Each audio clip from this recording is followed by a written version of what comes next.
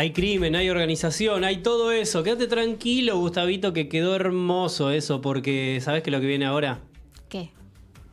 Yo pongo el brazo y no digo nada directamente. Y no, ya puede ir directamente. Olvidate, hay falopa de nuevo. Otra vez estoy tomando falopa. Me encanta, maldita falopa. Tomo Bártulo para olvidar falopa. Me fumo un par de porros para olvidar la manija. En este brazo ya está, ahora quiero en el otro. Claro, muy bien. Para más placer. Bueno, vamos a hablar de Gladbeck, de Hostage Crisis, de el drama de los rehenes, le pusieron en castellano. Y a Diego ya se le mueven las patitas. No, fue 1 hora y media que no podía más. Volker Heiss es el nombre del director, es alemán, y nos va a contar sobre una historia que sucedió entre el 10... No, pará, esto lo escribí mal. 15 de agosto del 88. Entre el 15 y el 19, perdón, escribí 10 y 19 y me di cuenta que no. Entre el 15 y el 19 de agosto de 1988. En ese momento lo que sucedió es que 2 atracadores de bancos armados fueron a robar un banco que todavía no había abierto en Alemania. Estaba cerrado, ellos se metieron, tomaron de rehenes y, a ver, no los iban a tomar de rehenes. Iban a robarles y se iban a ir. Pero cayó la policía, los toman de rehenes, pasan las horas y la cosa se empieza a complicar. ¿Por qué? Porque estos 2 hombres decidieron estaban como muy decididos a no entregarse de ninguna manera y bajo ningún concepto. Y por lo tanto tenían algunas exigencias y como una especie de actitud dispuesta a todo. ¿Y qué es todo cuando hay rehenes? A matarlos a todos. Y matarse ellos y que se ate un quilombo. En la jerga estaban jugados. Muy. Entonces ellos pedían cosas, pidieron plata y un auto para escaparse, a lo cual en algún momento, después de horas de negociación, la policía accede, le da un auto y le da el dinero. Y los hombres se escapan con los rehenes. Pasan también las horas y no descartaban a estos rehenes en ningún momento. Esta idea de que los estaban siguiendo pero escondidos para el momento en el que justamente liberaran a los rehenes nunca se concretaba porque estos tipos siempre se daban cuenta que los estaban siguiendo. Entonces nunca los iban a liberar. A los rehenes eran su única garantía de que no los hicieran percha o de que no los metieran presos. Con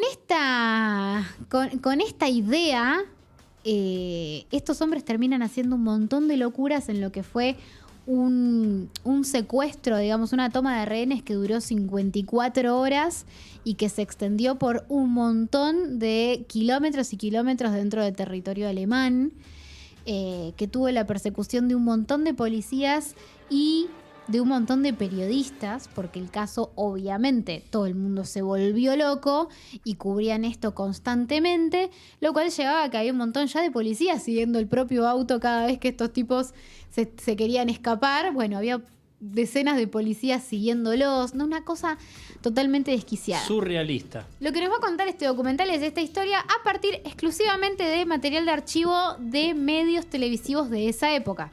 Solamente a base de eso. ¿Eso qué nos va a llevar?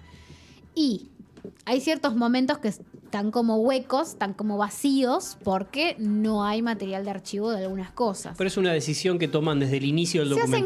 Se hacen cargo. Dicen, bueno, sí, ellos te te avisan y se tienen que hacer cargo de que hay cosas que quizás podrían ser más jugosas y no te las van a contar, por lo menos no de la manera que uno esperaría. Y eso me parece que por lo menos es decir, bueno, yo me hago cargo de lo que tengo y lo que no tengo.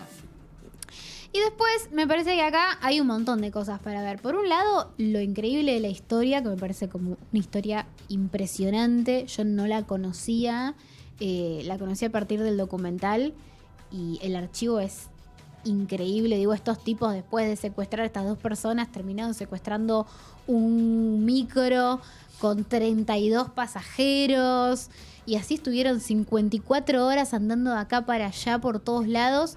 Y en algún momento sucede algo que tiene que ver con otro de los grandes temas de esta película, de 1 hora y media que pueden ver en Netflix, que tiene que ver con el rol de la prensa, que sucedió algo muy particular en este caso, y es que este hombre empezó a dar entrevistas. Con arma en mano empezó a dar entrevistas a periodistas y les decía, bueno, yo lo que quiero es plata, yo no quiero ir preso, no me importa nada, los voy a matar a todos. Y los periodistas estaban funcionando más de intermediarios que la propia policía.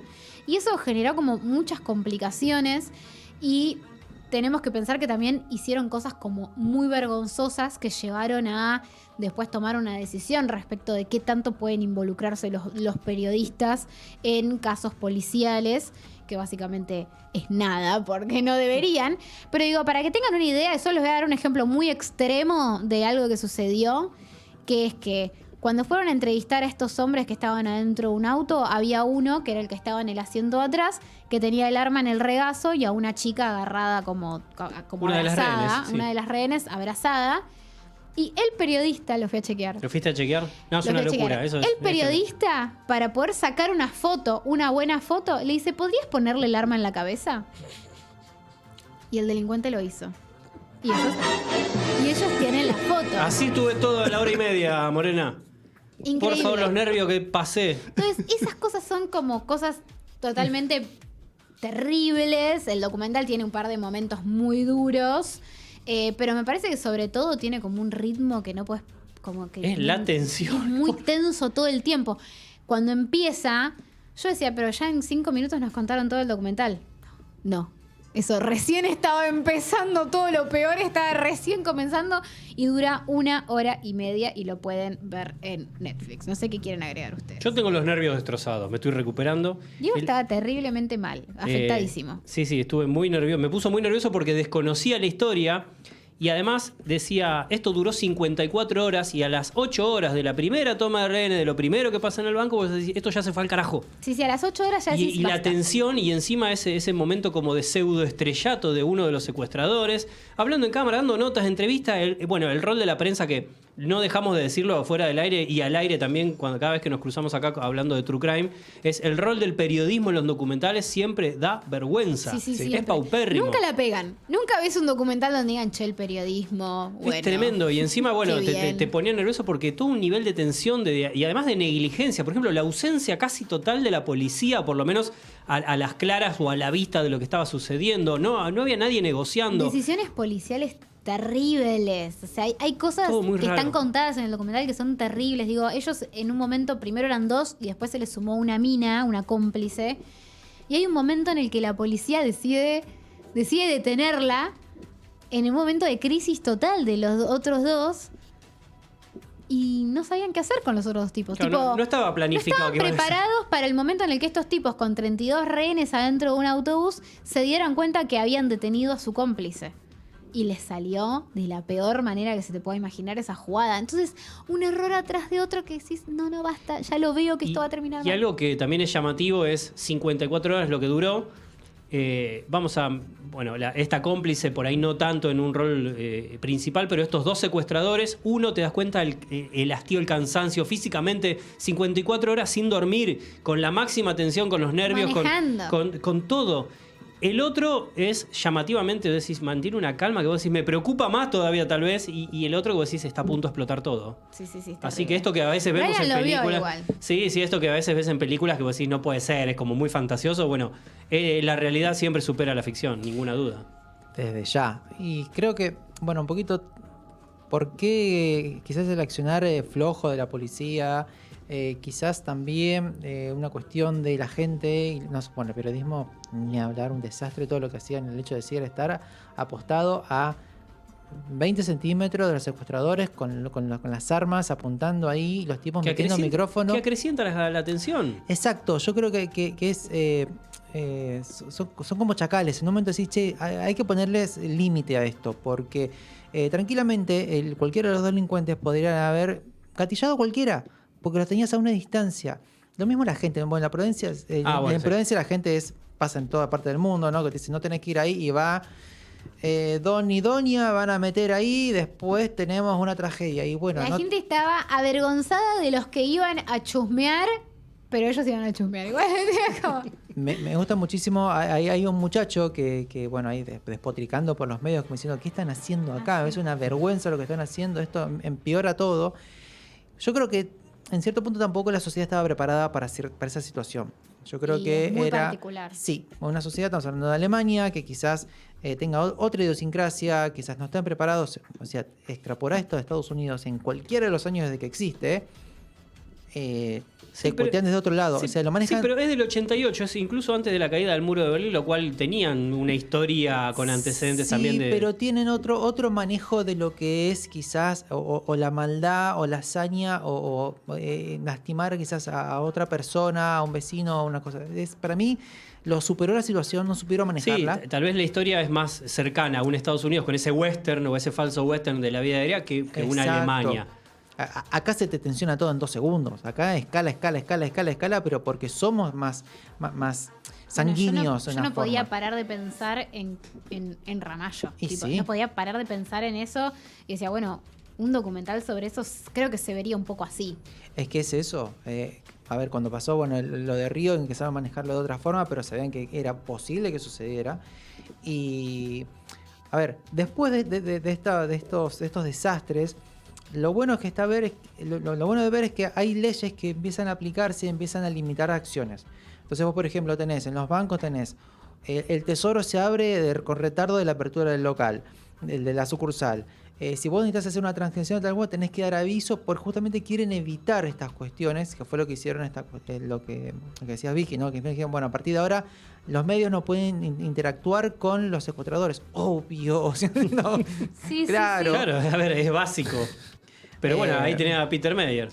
Y después, en cuanto a lo técnico, me pareció un buen laburo. Para mí es mucho laburo de edición, o sea, es como trabajo práctico muy bien hecho, porque no es contar la historia, ir compaginando todo lo que fue sucediendo. Y completar las piezas que faltan sin forzar las piezas Sí. que faltan. Hay momentos que medio me torró, que en un momento digo, bueno, quizás bajó la tensión, quizás no estuve nervioso en ningún momento, o sea, no.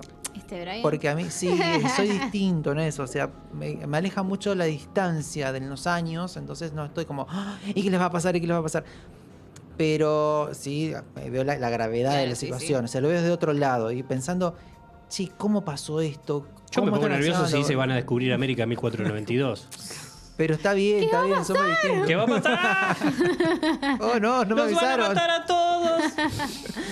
Pero bueno, más allá de lo técnico, me parece genial que hayan avisado al comienzo, que dicen, el documental va a ser así, asá, y el documental es así, asá. Me parece que está muy bien, y creo que cuidaron el material final, como para decir, ok, hay un tema de susceptibilidad que iba escalando todo, que creo que está muy bien en el desenlace, que cierran y dicen, bueno, listo, hasta acá. Y como para cerrar, re interesante ver el tema de la no inmediatez de las cosas. Como el material que Otra se estaba época. registrando en un momento era material de 24 horas después, o 12 horas después, o 11 horas después.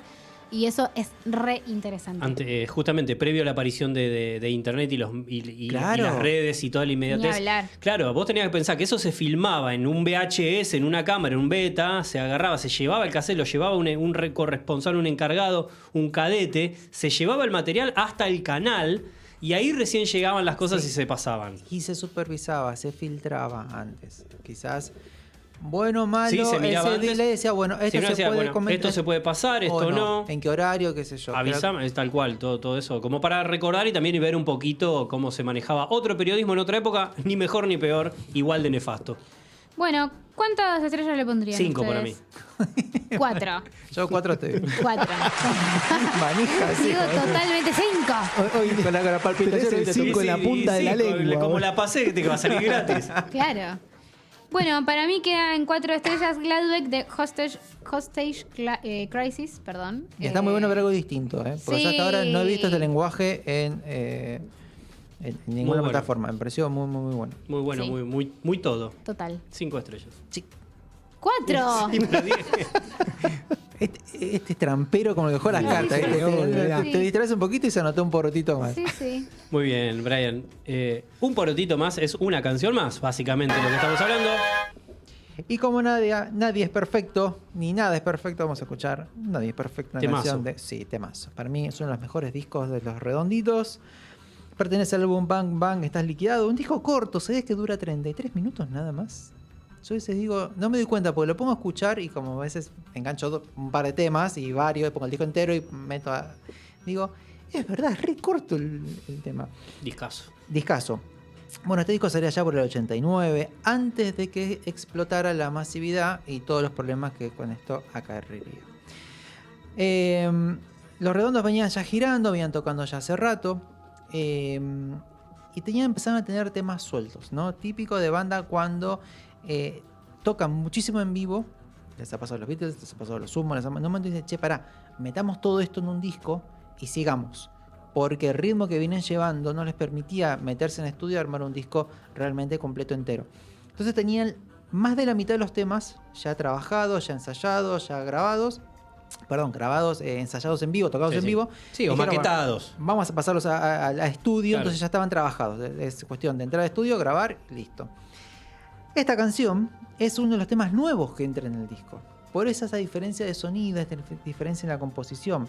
También se le suma Héroes del Whisky, se le Temazo. suma Nuestro amo juego al esclavo, Otro tema. temón.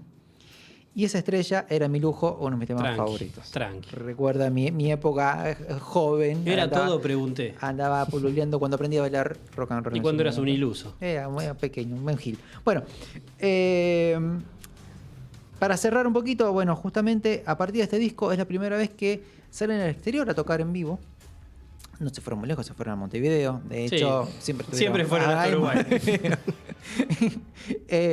pero bueno, algo muy importante es que fíjate cómo un disco empieza a ser bisagra, ¿no? Después del disco, la primera vez que se animan y que llegan a tocar a Montevideo y que se hacen hipermasivos, que el gran problema que tuvieron los Redondos toda su historia fue lo que nosotros llamamos tribus, mezclar gente de distintas tribus, no gestionarlo, y eso siempre terminaba mal.